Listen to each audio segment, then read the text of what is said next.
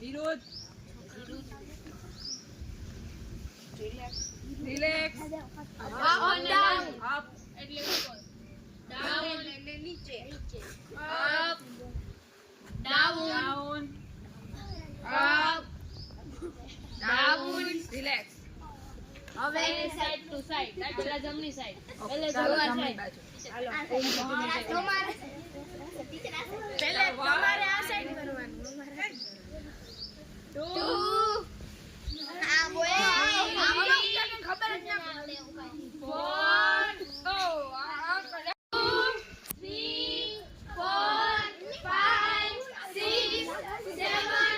8 9 10 relax